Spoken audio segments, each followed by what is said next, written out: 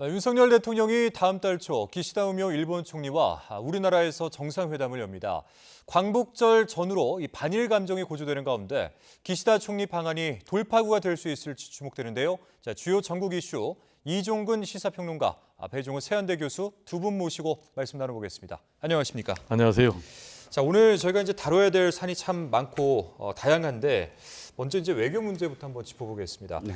기시다 우미오 일본 총리의 방안이 이제 현재로서는 9월 첫째 주가 유력하게 검토가 되고 있는 상황인데 이번 이제 이 기시다 총리 방안이 이루어지게 되면은 이번이 세 번째 방안이 되는데 네, 그렇죠. 어떤 배경으로 저희가 좀 생각을 해야 될까요? 일단 첫 번째는 네. 윤석열 대통령이 이제 한미일 관계에 있어서 그 어떤 역대 정부보다 고도화된 그런 어떤 관계를 맺지 않았습니까? 특히나 한일 관계에 있어서는 가장 높은 수준, 군사 동맹까지는 아니지만 또 그거는 사실 한국의 어떤 그 국민들의 어떤 감정 때문에 거기까지는 가지 못하더라도 군사 협력 관련해서는 굉장히 고도화된 그런 지금 그 관계를 유지하고 있습니다. 그런데 문제는 미국과 일본의 지금 대통령과 총리가 바뀌는 거예요. 그러니까 카운터파트가 바뀝니다. 이번에 예. 기시다 총리도 그렇고 또 바이든 대통령도 그렇고 기시다 총리는 지금 9월 27일이면 선거가 이루어지고 9월 말이면 이제 임기가 끝나는데 그럼에도 불구하고 지금 한 달 전 해서 이렇게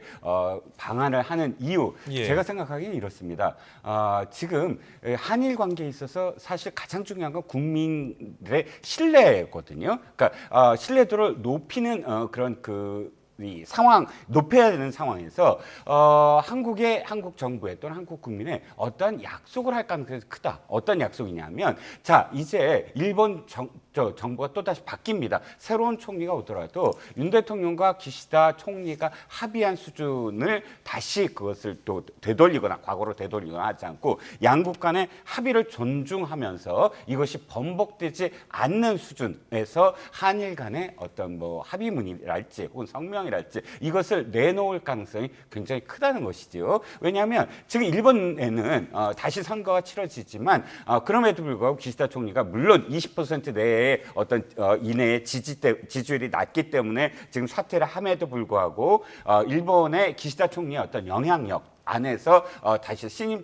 총리가 뽑힐 가능성이 지금 아직은 높습니다. 예. 파벌이 또 해체된 상황에서 예. 그렇기 때문에 최소한 제가 생각할 때 이런 어떤 합의 정신을 번복할거나 퇴색하지 않는 그런 않겠다는 양국 간의 어떤 신뢰도를 높이는 정도의 합의문 내지는 약속 이런 것들을 할 가능성이 좀 높아 보입니다. 그러니까 이제 기시다 총리가 이제 총재 선거에 출마하지 않겠다, 총리직을 내려놓겠다. 이렇게 밝힌 상황에서 이루어진 이제 정상회담 의제가 뭐가 될지 좀 궁금했는데 우리 평론가님께서는 뭐 과거로 이제 되돌아가지 않겠다라는 어떤 양국의 의지를 담은 협력문이 발표될 가능성이 있다 이렇게 이제 짚어주셨거든요. 어떻게 생각하십니까, 교수님? 제가 볼 때는 뭐 크게 세 가지를 좀 꼽을 수가 있겠는데요. 예. 일단 기시다 총리는 실패한 총리가 맞습니다.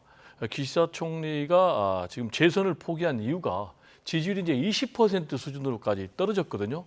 그러니까 이제 스스로 재선을 포기를 하고 내려오는 건데 그런데 이제 본인이 자기 임기 동안에 성공한 걸 뭘 꼽았느냐 하면은 일단 변화된 이 한일 관계를 꼽았어요. 그리고 예. 또 사도광사 예.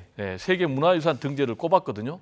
그러면 이제 한국에 오게 되면 자연스럽게 자기의 치적을 부각할 수가 있는 거죠. 그럼 이런 외교적인 치적을 통해서 실패한 총리가 아니라 성공한 총리다라는 걸로 좀 자리매김하고 싶은 그런 복선이 깔려 있는 것 같고요. 두 번째로는 일단 한일 관계를 과거로 되돌리지 않겠다. 구체적으로 얘기를 하면 이제 과거사 문제를 더 이상 문제 삼지 않겠다라는 예. 것을 아예 굳히게 하기 위한 그런 계산이 담겨 있는 것 같아요. 사실 이제 윤석열 정권 들어와서 한일 관계가 미래로 나가야 된다라는 명분 아래 지금 과거사 문제를 불문에 붙이고 있지 않습니까? 그래서 강제징용 문제 같은 경우도 제3자 변제를 해가지고 가해자인 일본 기업이 부담하는 게 아니라 오히려 우리가 부담하는 이제 그런 형식으로 가고 있단 말이에요. 그리고 이제 사도광산 문제 같은 경우도 여기에 강제징용 문제가 빠졌단 말이에요. 그래서 이런 부분들을 아예 굳히게 하기 위해서 온 것 같고 예. 세 번째로는 일단 한미일 군사협력 방향으로 가고 있지 않습니까? 특히 이제 미국이 주도해서 한미일 군사 협력은 제가 볼 때는 한미일 군사 동맹 차원으로까지 지금 방향을 잡고 있는 이런 상황인데 지금 공교롭게도 기시다도 물러나거든요. 그리고 또 바이든도 지금 물러나거든요. 그런데 이 두 정상들이 물러나도 이런 예. 한미일 군사 동맹으로 가는 방향은 계속 유지하겠다. 이게 왜 중요하냐면 한미일 군사 동맹 차원으로 계속 가게 되면 일본은 이제 군사 대국화의 길로 가게 되는 거거든요. 그리고 동아시아에서 일본의 영향력이 굉장히 커지거든요. 또 안타깝게도 그렇게 되면 우리 이 한국 같은 경우는 하부 동맹으로 전락할 수가 있어요. 이런 이제 세 가지 이 생각을 갖고 오기 때문에 제가 볼 때는 뭐 협상 테이블에서도 이 세 가지 문제들이 집중적으로 올라오지 않을까 이렇게 전망이 됩니다. 예, 뭐 일본 측의 의도까지 나름 이제 정리를 잘 해주셨는데 이제 교수님께서 말씀하신 그 부분 중에 그 한일 관계 개선 그리고 사도광산 세계유산 등재 이 두 부분을 이제 재임 3년간의 주요 성과를 꼽지 않았습니까? 근데 이 사도광산 등재 같은 경우에는 사실 우리 정부의 협조가 필요했던 일인데 네. 야당의 입장은 조금 계속해서 이제 시정이 필요하다 이런 입장을 좀 취하고 있는 것 같아요. 네, 일단 야당 처음에 사도광산 등재와 관련해서 요구 사안으로 이야기하는 건 강제성이었어요. 강제적으로 징용돼서 한인 조선인 노동자들이 거기서 근무를 아까 그런 어떤 그 징용에 대한 그런 고통 속에서 고난 속에서 거기서 살았다라는 그런 내용이 있어야 된다라는 게 첫 번째 요구였거든요. 예. 근데 이번에 사도광산 등재와 관련해서 일본 쪽 그 결정문에 들어가야 될 발표문은 이겁니다. 모든 노동자, 특히 한인 노동자를 추모하면서 세계유산위원회에 권고를 꼭 이행하겠다. 이 이행 내용에는 한인 노동자가 지금 강제적으로 징용이 시행돼서 의무적인 자격이 부여됐다. 그래서 한인 노동자는 특히 갱내 위험에 자격이 부여됐다는 것을 명시하고 특히 한인 노동자를 추모함으로써 매년 일본 정부가 공식적으로 참가하는 추도식에 참석하겠다라고 약속을 한 것이 예. 이 약속이 구두 약속이 아니라 결정문에 지금 각 주로 포함됩니다. 결정문에 일부러 간주되고요. 특히나 지금 이 약속은 뭐냐면 일본 내의 그 사도광산 내의 시설물과 관련해서는 한국 정부의 계속적인 긴밀한 협의 하에 설치를 하겠다. 라고 명시를 했거든요. 이것이 저는 이제 처음에 지금 야당 등이 주장했던 강제성을 넣어라. 그리고 조선인 노동자가 징용당해서 어쩔 수 없이 갔다. 그다음에 그러니까 조선인 노동자에 대한 어떤 추모에 대한 정확한 어떤 그 명문에 넣어라. 예. 마지막으로 시설물과 관련해서는 정부의 어떤 우리 정부의 승인 내지는 이 협의 하에 시설물을 설치해라. 이런 부분과 관련돼서 외교부는 상당 부분 우리 한일 간의 관계에 있어서 협정에 성공을 했다라고 인식하는 선에서 지금 받아들인 것으로 보입니다. 예. 뭐 기시다 후미오 일본 총리와의 이 정상회담, 과연 이제 우리나라 입장에서는 어떤 외교적 성과가 있을지 뭐 끝까지 지켜봐야 되겠고요. 이런 가운데 이제 이재명 민주당 대표가 코로나19 확진으로 현재 입원 중인데 이 병상에서 오늘 윤석열 정부의 독도 지우기 진상 조사를 해라 이렇게 이제 지시를 했다라고 이제 전해지고 있습니다. 그러니까 최근 곳곳에서 어떤 그 독도 조형물이 철거된 데 따른 것이다 이렇게 이제 밝혔는데 어떻게 보십니까? 이제 이게 정부 차원에서 정권 차원에서 행해진 일이다 이렇게 바라보는 측면이 있는 것 같은데 어떻게 생각하세요, 교수님? 일단 이게 뭐 우연인지 실수인지 아니면 정권의 의도가 개입된 것인지가 명확하지 않기 때문에 이재명 대표 같은 경우는 지금 코로나19로 병상에 있는데도 불구하고 진상조사를 지금 지시를 한 거 아니겠습니까? 예. 만약에 이게 정권의 의도가 개입된 거라면은 굉장히 심각한 사건입니다. 왜냐하면은 우리 영토, 주권과 직결되는 문제거든요. 그런데 지금 보면은 단순히 우연일까 실수일까라고 넘어가기에는 좀 굉장히 납득하기 어려운 사건들이 계속해서 일어나고 있거든요. 첫 번째로 지난해 12월에 군 정신교육 교재가 배포가 됐습니다. 이 교재에 따르면은 독도를 우리 영토가 아니라 영토 분쟁 지역으로 해버렸거든요. 그래가지고 전량 회수를 했고 그런데 또 공교롭게 당시에 국방장관이 신원식 국방장관인데 이분 같은 경우에 국회의원 시절에 독도 영유권은 분쟁이 있었다라면서 분쟁 지역으로 인식하는 그런 모습을 보여줬기 때문에 더 의구심을 자아냈고요. 그리고 또 행안부 민방위 교육 영상 그리고 또 외교부 해외 안전 여행 사이트에 보면은 독도가 마치 우리 영토가 아닌 것처럼 표기가 돼서 논란이 된 일도 있었단 말이에요.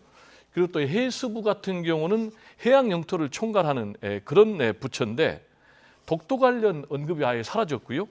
그리고 또 전쟁 기념관에 말씀하신 대로 독도 조형물이 지금 철거가 됐습니다. 그리고 예. 안국역, 잠실역 등의 독도 조형물이 철거가 됐는데 이거는 뭐 리모델링 하고 있다라고 서울시가 얘기를 하고 있지만 여하튼 이 부분도 굉장히 석연치 않은 부분이에요. 지금 이제 계속해서 일본 같은 경우는 독도가 자기네 땅이라고 우기고 있는 이런 상황 아니겠습니까? 이런 상황에서 독도가 마치 영유권 분쟁 지역인 것처럼 하는 그런 일들이 계속 일어난다는 것은 굉장히 이거는 좋지 않은 일이고요. 만약에 이런 일들이 우연이 아니고 정권의 의도가 개입된 사건으로 드러난다면은 이거는 완전히 대통령 탄핵 사유입니다. 왜냐? 대통령은 영토를 보호해야 될 그런 의무가 헌법에 분명히 명시돼 있잖아요. 예. 그래서 자꾸 이런 일들 지금 보면은 뭐 후쿠시마 오염수도 정당화하고 방류를 그리고 또 뭐 아까 말씀드린 대로 강제징용 배상 판결도 완전히 무효하는 쪽으로 가고 그래서 지금 마치 윤석열 정부는 대한민국 정부인지 아니면 일본 정부인지 윤석열 대통령은 대한민국 대통령인지 아니면은 일본의 대통령인지 알 수 없다. 라면서 지금 야당에서는 강력하게 비판의 날을 세우고 있는 상황입니다. 네, 뭐 기시다 우미오 일본 총리의 방한 문제부터 시작해서 오늘 뭐 좀 공교롭게 일본과 관련된 이슈들이 좀 많은데 후쿠시마 오염수 방류도 또 1년이 됐습니다. 근데 관련해서 계속 그 정부 여당과 야당의 공방이 계속되고 있는 상황인데 정부 여당의 입장은 이제 야당이 황당한 괴담이다, 거짓 선동이다 이러면서 몰아세우고 있고 또 민주당은 일본인의 대변인이라도 되느냐 이러면서 맞받고 있는 상황인데 지금 1년이나 지났습니다. 이제 어떻게 이 방류의 문제에 대해서 어떻게 바라보고 계신지 궁금하거든요. 네. 자, 민주당이 작년부터 올해까지 어떻게 주장을 했냐 하면 이겁니다. 독일의 연구소를 뭐 인용을 해서 위성곤 의원 등이 이렇게 공식적으로 주장을 했습니다. 7개월이면 그 오염 처리수가 원전 처리수가 돌아서 태평양을 들어서 돌아온다라고 얘기했습니다. 그럼 좀 1년 됐으니까 다 돌아왔겠네요. 그런데 지금 정부가 1조 6천억 원을 들여서 뭐 1조 원이 넘는 돈을 들여서 검증을 계속 하고 있지 않습니까? 그럼 검증 결과를 믿어야 되잖아요. 7개월 만에 돌아온다고 했으니 지금 1년이 넘도록 방사능이 검출되지 않았으므로 그런데 방사능이 검출되지 않자 민주당은 말을 바꿉니다.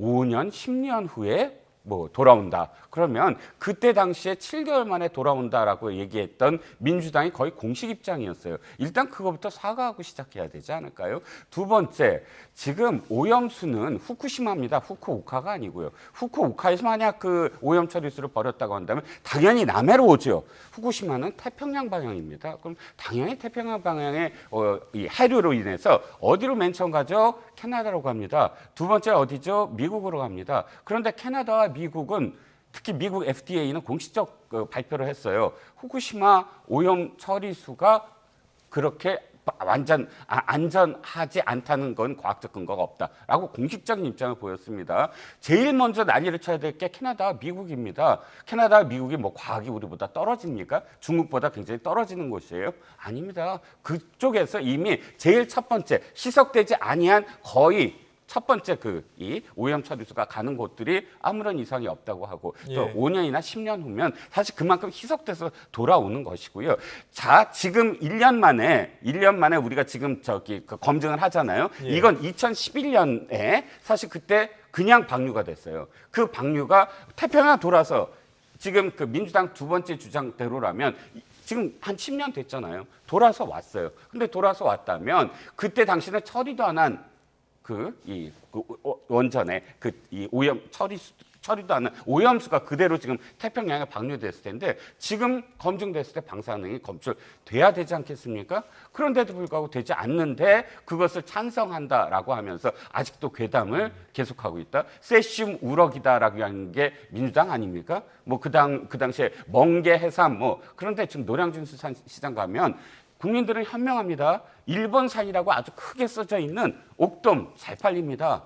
왜? 성주 참외 잘 팔리듯이요. 뭐 튀겨진 전자파에 튀겨진 뭐 성주 사드 참외 이것도 뇌송송 구멍탁 광우병 미국산 호주산 다 잘 팔립니다. 그러니까 이제 괴담에 흔들리지 않아요 국민들은. 배 교수님 의견도 좀 궁금합니다. 네, 어떻게 생각하세요? 일단 뭐 1조 6천억 원이 야당의 괴담에 의해서 들었다라고 지금 대통령실 정부 여당이 주장을 하는데 1조 6천억 원이 든 것은 일본이 지금 핵 오염수를 방류했기 때문에 이게 든 거예요. 그러니까 원인 제공은 야당 국민들이 한 것이 아니고 일본이 했다라는 걸 좀 분명히 하고 싶고요. 만약에 지금 대통령실 정부 여당의 주장처럼 지금 야당이 이 괴담을 선동하고 있다라고 얘기를 한다면은 후쿠시마 오염수 방류에 대해서 분노하고 있는 우리 대부분의 국민들이 그럼 괴담을 선동하고 있는 겁니까? 그거는 아니죠. 그리고 후쿠시마 오염수를 지금 방류하게 된 것은 후쿠시마에 지금 원전이 무너졌지 않습니까? 그래서 거기서 이제 핵 방사성 물질이 나온 거 아니겠습니까? 그래가지고 지금 오염수를 자기 말대로 그럼 오염수라고 하죠. 또는 뭐 처리수라고 양보를 하죠. 그럼 이걸 30년 동안 보내면 어떻게 되겠습니까? 30년 동안 보내도 아무런 생태계 인체에 문제가 없다라고 주장하는 것이 과학적입니까? 아니면 문제가 있다라고 주장하는 것이 과학적입니까? 그리고 일본 같은 경우는 지금 지난해 10월부터 방사선 관련 자료도 내놓지 않고 있어요. 이런 상황에서 계속해서 우리 정부는 이 방사성 이 오염수 물질을 보내기 전에 도부터 그냥 그 전부터 아무런 문제 없다고 주장을 했잖아요. 근데 1년 지나도 문제 없다. 그러면 우리 국민들이 볼 때 윤석열 대통령 그리고 윤석열 정권은 과연 일본 국민을 위하는 건지 대한민국 국민을 위하는 건지 헷갈리지 않겠습니까? 그리고 이 오염수를 방류하는 것을 반대하는 것은 우리 국민에 앞서서 일본의 어민들부터 반대하고 있어요. 근데 우리가 왜 이거를 방류하기 전부터 찬성해야 되고 또 1년 지나서도 아무런 문제 없다고 찬성하고 오히려 문제 제기란 야당 국민들을 향해서 대통령실이 질타해야 됩니까? 매우 잘못됐고 이렇게 나가면은 결국은 지지율이 더 떨어진다라는 얘기를 좀 드리고 싶습니다. 예, 뭐 두 분 다 이제 각자 입장을 말씀해 주셨는데 마지막 우리 배 교수님이 뭐 지지율 더 떨어진다 이런 말씀해 주셨잖아요. 지금 윤석열 대통령 지지율이 계속 이제 반등하지 못하고 뭔가 이 20%대 박스권에 계속 갇혀 있는 모습이거든요. 어떻게 좀 돌파를 할 수 있을까요? 이번에 그 기시다 총리 방안이 좀 긍정적으로 영향을 미칠 수 있을까요? 글쎄요. 만약에 긍정적으로 영향을 미치려면 옛날에 고노다마 같이 그 당시에도 사실 그 내각이 전부 다 사퇴하고 총리가 바뀌는 시점에서 바뀌기 직전에 고노 관방장관이 위안부와 관련돼서 아주 입장이 확 바뀌었어요. 일본 정부에서 굉장히 높은 수준의 위안부는 강제적이었고 그 다음에 고통을 줬다라고 예. 사과를 했거든요. 그 고노다마를 계속 계승하라라고 우리 정부는 일본 정부에 계속 지금 요구하고 있는 것이고요. 그런데 그렇게 힘이 빠진 어떤 내각에서도 전향적인 어떤 자세를 보여준 사례였는데 예. 이번에 만약에 그런 것이 합의가 된다면 물론 영향을 영향이 미치겠죠. 있다. 하지만 그럼에도 불구하고 국민들이 지금 윤 대통령에게 긍정평가와 부정평가가 저렇게 나오는 것은 외교를 잘못해서라기보다는 내치에서 특히나 인사라든지 혹은 자신의 최측근 뭐 부인까지 포함해서 왜 문제와 관련돼서 국민들에게 단안을 내리지 못하고 또 결단력 있게 이 뭐랄까 어떤 뭐 사법과 관련된 문제들을 굉장히 좀 뭐 더디게 대응하고 있다. 이런 부분들이 도리어 더 많은 어떤 지금 부정적인 어떤 평가가 높은 게 아닌가라고 예. 생각을 합니다. 그리고 또 이번 주에 그 대통령 4대 개혁 관련 브리핑이 예정돼 있잖아요. 이 자리에서 언론 질문도 답할 예정이라고 하는데 이거는 어떨까요? 뭐 지지율과 관련해서 좀 반등에 영향을 줄 수 있을까요? 이런 부분들. 제가 볼 때는 지지율이 더 떨어질 가능성이 더 높아요. 더 떨어질 왜냐하면 것이다. 여태껏 지금 윤석열 대통령이 기자회견 해가지고 지지율을 반등했다라는 제 기억이 별로 없어요. 그리고 이번에 이제 결국은 주제가 4대 개혁이거든요. 뭐 의료, 노동, 교육, 연금 여기에다가 이제 뭐 또 저출생 문제까지 한다는데 그렇다면은 4대 개혁은 지금 다 실패를 했거든요. 특히 의료 개혁 같은 게 지금 완전 실패를 했단 말이에요. 여기에다가 뭐 저출생까지 한다는데 저출생도 아무런 지금 성과가 없는 거예요. 그러면은 결국은 윤석열 대통령께서 실패한 주제만 가지고 얘기를 하는 거예요. 그러면 이걸 바라보는 국민들 입장에서는 더 화가 치밀 거예요. 그리고 최근에 윤석열 대통령이 계속해서 20% 박스권을 유지하다가 또 잠깐 올랐다가 지금 다시 떨어지고 있거든요. 다시 떨어진 결정적인 이유는 윤석열 대통령의 친일 행보 때문에 그럽니다. 독립기념관장 임명을 광복회에서 반대했음에도 불구하고 강행을 했죠. 그러다 보니까 우리 정부 수립 이후에 최초로 광복절 행사가 반쪽으로 치러졌죠. 그리고 또 윤석열 대통령은 8.15 광복절 경축사를 하는데 일제 만행에 대해서는 한마디도 언급을 안 했단 말이에요. 여기다가 또 기시다하고 와가지고 일본의 편을 드는 그런 회담 결과가 나오면 윤석열 대통령은 정말로 20%도 무너질 수도 있다. 그런데 지금 기시다 총리가 20% 때문에 지금 재선을 포기를 했잖아요. 그리고 바이든 미국의 대통령 같은 경우는 후보임에도 불구하고 후보를 스스로 포기를 했잖아요. 예. 이런 것들을 좀 유념해서 국정 운영 기조를 대결적인 국정 운영 기조 과감하게 바꾸고 그리고 친일 행보하지 말고 좀 국민들이 원하는 그런 국정 운영을 해야 된다라는 좀 강조를 드리고 싶습니다. 네. 배 교수님께서는 이제 의료 개혁이 완전히 실패했다. 이제 이렇게 말씀하셨는데 뭐 의정 갈등, 의정 공백이 지금 계속되고 있는 이런 상황에서 보건의료 노조도 지금 파업을 결정을 했습니다. 이 보건의료 노조의 조합원 70%가량이 간호사 직종이라고 하는데 사실 뭐 최근에 이 코로나19가 재확산되고 있다. 또 이런 얘기도 많이 나오고 있고 실제로 이제 많이 전파도 되고 있는 것 같고요. 또 이제 곧 있으면 추석 연휴인데 이렇게 이제 중대한 시기에 뭐 응급실이 그야말로 셧다운되는 거 아니냐 이런 우려의 목소리도 나오고 있거든요.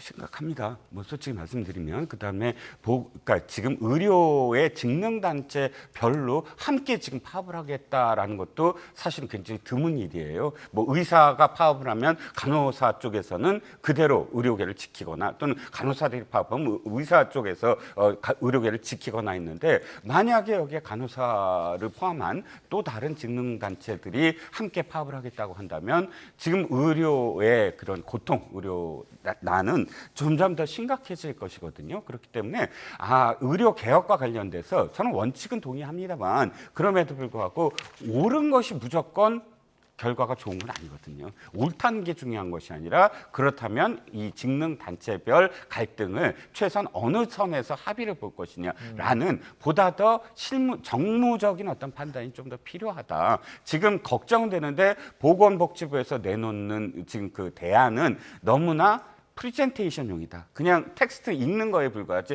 실제로 그것이 실행돼서 우리 국민들이 그래 이번 추석 때 아파도 저 문제가 없겠구나라고 생각할 국민이 얼마나 있을까. 당장 피부로 느껴지는 건 굉장히 고통스럽거든요. 그렇기 때문에 정부가 조금 더 전문적인 어떤 판단이 필요한 시기라고 보여집니다. 뭐 야당뿐만 아니라 여당 내에서도 이제 대통령이 결자 해지를 해야 한다 이런 목소리 나오는데 과연 할 수 있을까요? 이제 그걸 좀 여쭤보고 싶거든요.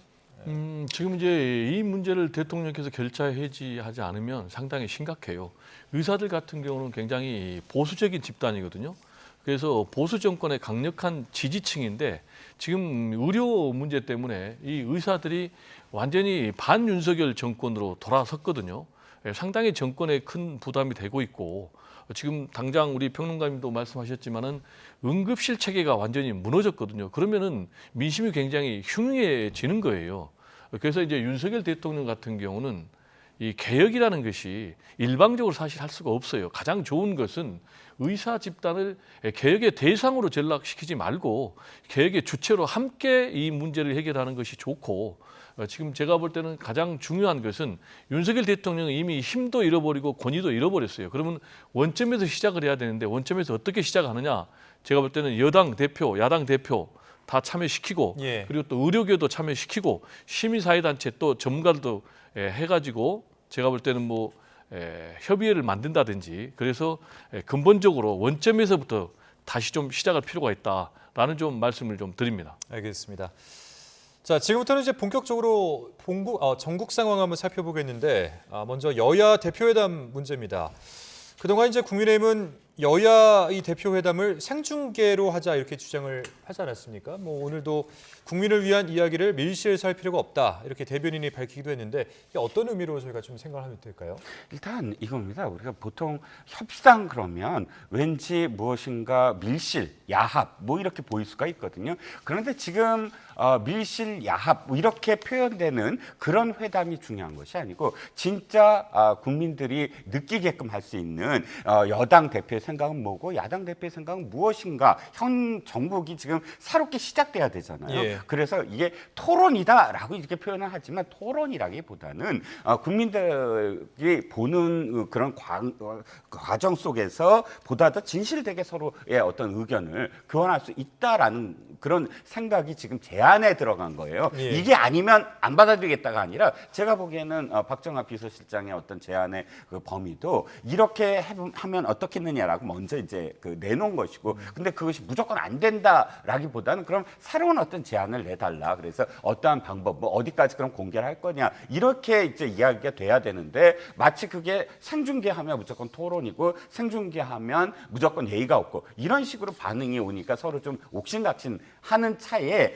저는 어쨌든 25일 가능하리라고 봤거든요. 어떻게든 왜냐하면 날짜부터 받고 과정 속에서 이제 협상을 하고 있었는데 아이고 코로나19 때문에 이게 좀 무한 연기가 됐어요. 언제 될지 모르는 상황. 이런 게 좀 안타깝습니다. 민주당이 약간 좀 당황하는 것 같아요. 이 예. 정부와 관련해서는. 하지만 이것이 꼭 뭐 상중계를 고집해갖고 이거 아니면 안 된다라는 입장이 저는 아니라고 보니까 예. 이것 갖고 만약에 진짜 이 귀중한 여야 회담을 안 하는 그런 핑계가 안 됐으면 하는 바람입니다. 사실 이제 뭐 회담 의제와 관련해서도 굉장히 첨예하게 맞서고 있는데 민주당에서는 뭐 제3자 특검, 제보 공작 의혹도 받겠다. 그런데 내일까지 이 최상병 특검법을 발의해라 이러면서 이제 한동훈 대표를 좀 압박하는 모습을 보이고 있단 말이죠. 어떻게 될까요? 이제 어떤 의제들이 올라오게 될까요? 지금 이제 한동훈 대표 같은 경우는 굉장히 곤혹스러운 상황에 처했어요. 자신이 당 대표 선거 나갈 때 공약을 던졌잖아요. 자신이 당 대표가 되면 제3자 추천 방식의 특검을 발의를 하겠다고 했는데 지금 뭐 본인이 대표된 지 한 달이 넘었는데도 어디로 가버렸어요. 그러면은 약속을 지키지 않는 그런 대표라는 이미지가 지금 고착화 될 가능성이 굉장히 높거든요. 그리고 선거 과정에서 그러면 선거용 공약이었나? 라는 문제 제기를 받을 수밖에 없는 상황이에요. 그러니까 지금 민주당에서는 약속을 지켜라라고 이제 굉장히 압박을 하고 있는데 여기에 대해서 민주당이 과거에는 제3자 추천 방식의 특검을 안 받겠다고 했는데 받겠다고 해버리니까 그러면 지금 한동훈 대표 입장에서 도망갈 구멍이 없어지는 거예요. 그러니까 예. 다시 또 하나 추가한 거예요. 뭐냐, 제보 공작도 특검 대상으로 하자. 그러니까 그것도 받겠다. 하니까 지금 한동훈 대표는 이제 도망갈 구멍이 없는 거예요. 근데 문제는 지금 친윤들 중심으로 당 내에서는 그거는 안 된다라고 이제 주장을 하고 있기 때문에 한동훈 대표 입장에서는 지금 이러지도 못하고 저러지도 못하는데 그럼에도 불구하고 제가 볼 때는 약속을 지켜야 된다. 그래야 미래가 있다라는 좀 말씀을 드리고 예. 지금 한동훈 대표가 여야 대표 회담과 관련해서는 굉장히 잘못된 방향을 가고 있다라는 얘기를 드립니다. 지금 여야 대표가 만나는 이유는 싸우려고 만나는 게 아니거든요. 협상을 하려고 만나는 거거든요. 그런데 마치 토론하듯이 전체를 생중계하면 어떻게 되겠습니까? 싸움만 하는 거예요.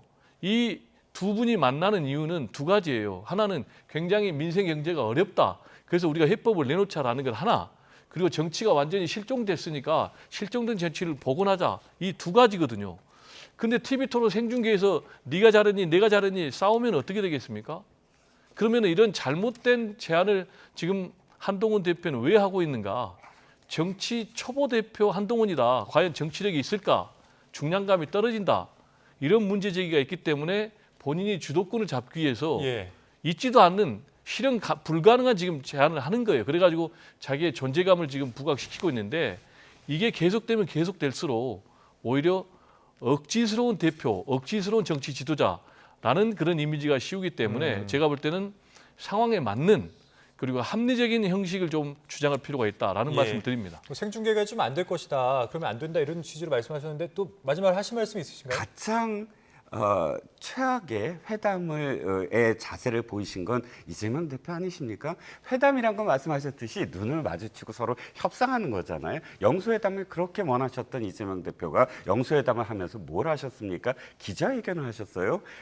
A4 용지 이렇게 8장 해갖고 기자들 불러다 놓고 윤 대통령과 눈도 안 마주쳤어요. 40분간을 8장 읽었습니다. 자, 이런 태도가 회담하는 자세입니까? 자, 그건 잠깐만, 아니라고 그럼 보고요. 영수회담, 그다음에 잠깐만 자, 얘기하자. 지금 말씀하셨던 잠시만요. 해법 있잖아요. 이 지금의 어떤 기회를 전국 드리겠습니다. 해법과 네. 그다음에 실종된 정치 복원을 토론이 아니라 자신의 의견을 얘기하고 거기에 대해서 생각하고 하는 것을 공개하면 그게 꼭 토론이고 싸우게 됩니까? 싸우는 것은 야당이 지금까지 싸우자라고 했기 때문에 싸우는 것이지만 그것이 아니 해법 내놓는 거를 공개하는데 더군다나 국민들 앞인데 싸우겠습니까? 자신의 해법을 어떻게든 설득하게 만들려고 하겠죠. 그거를 싸우자고 생각하는 발상 자체가 이재명 대표식 또는 민주당식 지금까지의 정치 행태가 아닐까 싶습니다. 예. 자, 그럼 제가 네, 한번 기회를 말씀드릴게요. 드리겠습니다. 토론회가 아니잖아요. 대화하고 협상하고 양보하고 주고받기를 해야 되잖아요.